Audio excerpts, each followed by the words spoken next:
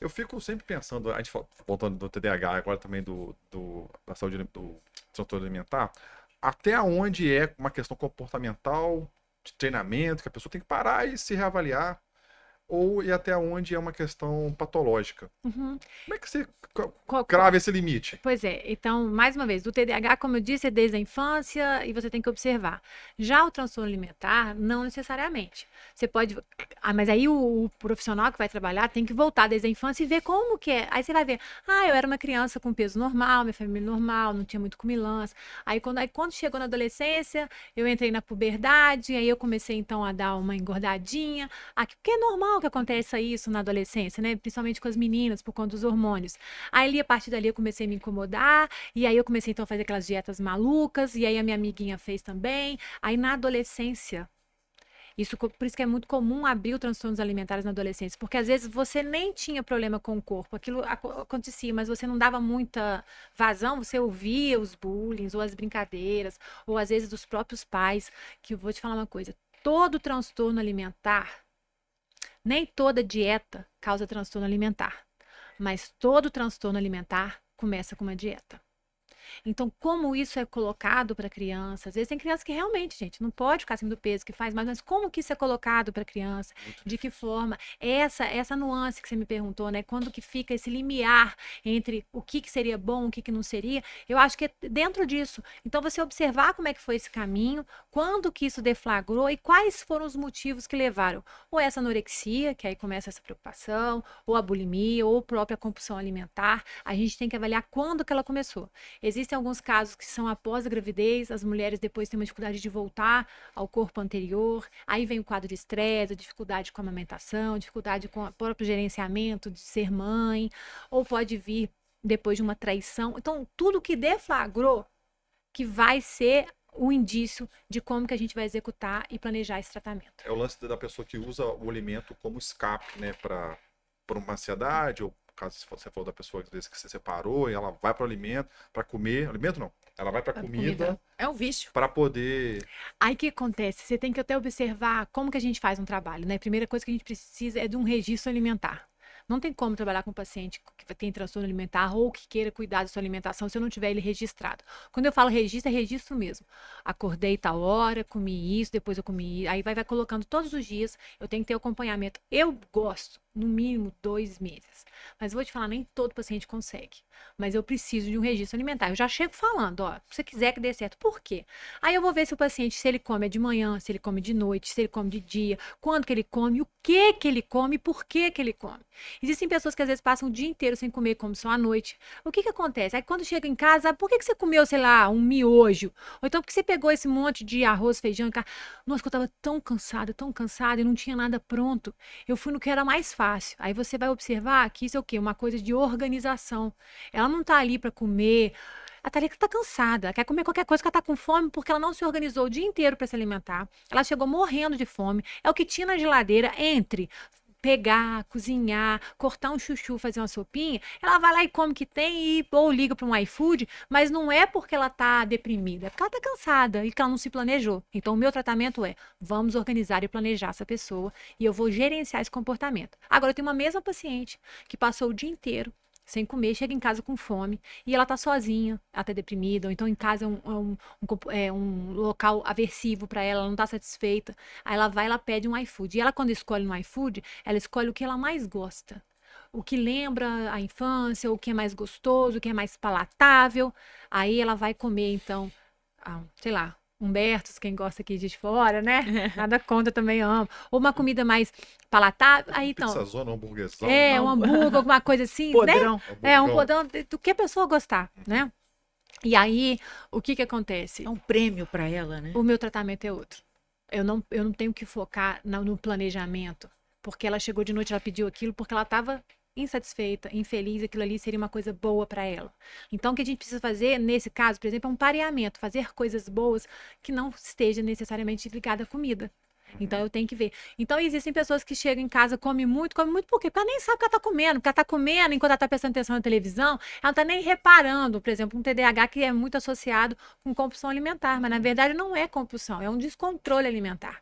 Então tudo isso a gente só consegue observar a partir do momento que você tem a descrição do comportamento alimentar, da quantidade, qualidade e o local. Existem pessoas que às vezes vão na casa da mãe, na casa da avó, aí chega lá, você vai ver que é isso? Por que você tá... Ah, meu filho, tinha tanta coisa gostosa. Chega lá, tinha o bolo da minha mãe, nananana. A gente fala, então, quando você for na casa da sua mãe, nós temos que organizar você melhor. Você já tem que ir sem fome, já tem que lembrar e se organizar para ver o que você vai comer. Ou então, às vezes, pessoas que vão nesses self-services, buffet liberado, quantas pessoas passam mal nesses lugares? Eu vou botando um pouquinho de cada coisa, eu não consigo aí ver a pessoa muito. vai se distraindo, aquilo tu quer provar de tudo, quando não vai dar, não vai dar Não certo. vai dar. Não vai dar. Então, você já programa. É criar o inclusive, né? Isso. Nossa, aquilo ali é Você vai doideira. pra explodir. E a gente come com o olho, né? Aham. Você vê aquela quantidade, um pouquinho de cada Bom coisa. demais. Vai, higiene. Sai um PF. Aí, por exemplo, se são pessoas que têm. Bom, não tô falando de você, não, tá? Não, Desse- mas pode ser Mas, que eu me por exemplo, enquadre. uma tudo eu paciente me minha, enquadro. ela fazia muito, ela viajava muito. E sempre em hotel que tinha café da manhã. Taraná. E aí ela colocava aquele monte, às vezes sempre sobrava alguma coisa. Eu falava assim, ela achava pecado as coisas. Eu falei, você não acha assim, jogar comida fora, pecado? Taraná. Pecado no sentido assim, de fazer mal. Ela era toda natureba, então assim, guardanapo usava só um, sabe aquelas coisas assim? Aí ela foi mesmo. Ela começou então a comer menos, porque ela achava que ela começava a colocar, ela começava a comer mais que ela devia e aquilo não era legal. Então eu usei o que ela pensa pra ela mesma. Olha que legal, Entendeu? Me enquadro. Esse lanche de jogar fora é muito real pra mim. Eu assim, a Carol vai e compra um hambúrguer. Ela vai comer metade do hambúrguer. Tô Já tô satisfeita. feita. Parou. Isso. Aí eu olhava, não é possível, você deixa minha outra metade. Ai, Pagou caro nesse hambúrguer. isso. Aí eu ia Comer. comia metade dela. Sendo que você nem precisava ter comido, Não né? precisava. Então, aí, o que eu fiz? No seu caso, esse valor pra você é importante. Se Não você era. Parei com isso. Parou, porque- né? Não. Porque... Parou porque ele cresceu muito. Não, cara, igual deu 20 quilos no casamento. É, Tá maluco. Aí, não, tô só pegando, te cortei. Porque isso. é uma questão realmente de uma crença De um que me valor. levava pra comer aquilo. E como é que seria E- o antídoto pra ele? Não, e nesse até hoje, sentido, quando eu do vejo, tratamento? ela faz de maldade. Joga isso. Sim. Não, ela pediu hambúrguer, ela se sentiu satisfeita, ela Você- parou. Hoje eu olho, não como, eu falo, pô, sacanagem. Não, Eu ainda falo, aqui, sabe o que você sacanagem. devia fazer? Sacanagem, é. Guarda na geladeira pra ela comer no dia seguinte. Mas um É. hambúrguer mordido é meio complicado, É né? complicado. Tem que ser na hora. Né? Mas qual é o tratamento? Então, aí conversaria com ele, assim, isso pra você é um valor muito importante? Ah, não, isso pra mim é muito. Então a gente vai conversar com a Carol e pedir pra ela agora partir o hambúrguer no meio, o moço seja só metade, ou Aí, comer Carol. menor. De Sobrou repente. pra você. Você sempre Mas e traz, vamos né? supor que isso não fosse um problema. Conversar, mas e aí? Aí eu trato muito o trabalho de autoestima, do amor próprio. Se você, né, falar com a pessoa, você tem certeza que vai comer isso? Às vezes comer coisas que são ruins. Tem paciente que come comida ruim, que não gosta, que não é palatável, simplesmente para não jogar fora. Ou porque tá lá na geladeira que tem que comer. Não tem. E aí eu vou trabalhando os valores de vida. Se a pessoa é religiosa, eu trabalho. Então tá, se Jesus falaria o que para você? Então eu brinco com meus pacientes, eu falo assim, ó, eu tive um pacto aqui com Deus, meus pacientes podem jogar comida fora, os meus pacientes não precisam comer até o final. Aí eu falo de verdade, mas eu acredito mesmo, porque faz tão mal para a pessoa ter que comer tudo. Ou porque às vezes a pessoa, o que acontece? A pessoa com compulsão, ela está muito associada com impulsividade. E a impulsividade é o quê? Dentro do processo volitivo, que são 4, desde a hora que eu penso até a hora que eu faço, a gente tem um tempo para pensar. O impulsivo faz esse processo muito mais rápido. Então, o que eu falo? Olha, então, se você encher o seu prato na hora que você está comendo, você se arrependeu, pode parar. Porque pelo menos você pensou na hora que você está comendo. Porque às vezes a pessoa pensa depois que acaba. Então, se eu conseguir diminuir esse tempo de pensar para a hora que o prato já está cheio, eu já acho um ganho. Aí mais para frente eu vou conseguir na hora de pôr no prato. Então, a gente vai fazendo esse trabalho de treino mesmo. E aí encheu, eu percebi, não tem que comer porque eu pus? Não. Os meus pacientes com opção pode deixar, pode jogar fora, porque aquilo ali vai estar fazendo mal. Então, qual que é o objetivo? Não pode fazer mal para a pessoa. Então, é ruim jogar comida fora? Na próxima vez, você vai lembrar desse sentimento ruim e você vai perceber que você não vai querer isso mais, então você vai colocar menos comida. Então, a gente vai trabalhando dessa forma. Quanto tempo para a pessoa que faz bariátrica? Porque eu acho que tem que fazer, né? E como Porque eu você vejo, tem. como eu vejo gente bariátrica aqui em Porto Aí eu. Novo.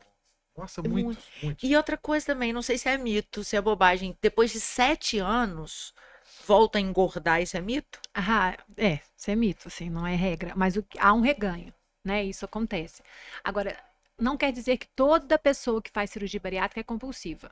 Não, não é. E nem todo obeso tem compulsão. É isso que a gente tem que entender. A Uhum. compulsão é a sensação de que eu estou incomodado com alguma coisa e eu preciso comer aquilo para acabar esse meu incômodo, né? Então, é um desconforto que a gente fala de tensão e alívio. Uhum. Então, esse processo de tensão e alívio que ele leva, às vezes, as pessoas que têm compulsão, que fizeram a cirurgia bariátrica, a ter um reganho de peso. Porque a ideia dessa tensão e alívio é que ela precisa, às vezes, cada vez mais de alimento para sentir a mesma coisa. Então, por exemplo, a pessoa que bebe, né, que tem uma dificuldade com relação ao controle da bebida. Antes ela vai, saiu lá do trabalho, tomou uma cervejinha e já relaxou. Aí depois eu preciso, para ter a mesma sensação de relaxamento, de 2 cervejinhas. Aí passa um tempo, daqui a pouquinho eu preciso de 4 para poder ter a mesma sensação. E aí ela vai aumentando, né? Então tem pessoas que conseguem ficar numa e tá tudo bem, e tem pessoas que começam a ter essa necessidade de uma maior quantidade de ingestão alcoólica ou então de alimentação para poder sentir a mesma sensação de tranquilidade.